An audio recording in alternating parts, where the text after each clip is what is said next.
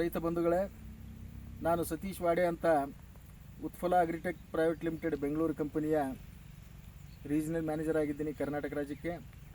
ನಾನಿವತ್ತು ಬಂದಿರೋದು ಮೈಸೂರು ಜಿಲ್ಲೆ ಪಿರಿಯಾಪಟ್ಟಣ ತಾಲೂಕು ಹಾರನಹಳ್ಳಿ ಎಂಬ ಊರಲ್ಲಿ. ಇಲ್ಲಿ ಉತ್ಫಲ ಕಂಪನಿಯ ಹೈಬ್ರಿಡ್ ಕಲ್ಲಂಗಡಿ ತೃಪ್ತಿ ಬೆಳೆದಿರ್ತಕ್ಕಂಥ ರೈತರು ಚೆನ್ನೇಗೌಡರಿದ್ದಾರೆ. ಚೆನ್ನೇಗೌಡರು ನನಗೆ ಸುಮಾರು ಒಂದು 8 ರಿಂದ 10 ವರ್ಷದಿಂದ ಪರಿಚಯ.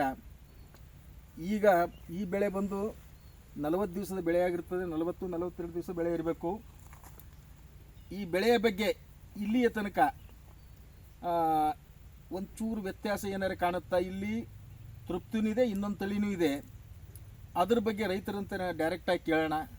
ನಮಸ್ಕಾರ. ನಮಸ್ಕಾರ ಗೌಡ್ರೆ, ನಿಮ್ಮ ಹೆಸರು, ಊರು, ತಾಲೂಕಾ, ಜಿಲ್ಲೆ ಹೇಳಿ. ಸರ್. ಹಾರನಹಳ್ಳಿ ಹೋಬಳಿ, ಪಿರಿಯಾಪಟ್ಟಣ ತಾಲೂಕು, ಮೈಸೂರು ಜಿಲ್ಲೆ.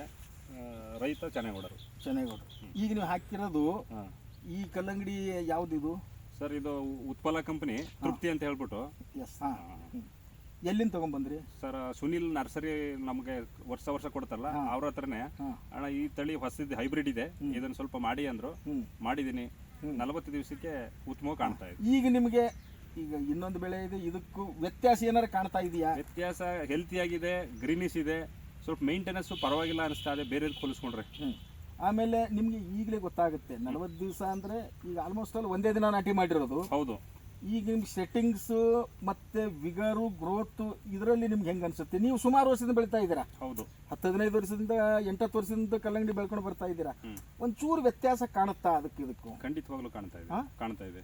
ಈಗ ನೀವು ಇದನ್ನ ಈಗ ಇಳುವರಿ ಆಮೇಲೆ ನೋಡೋಣ.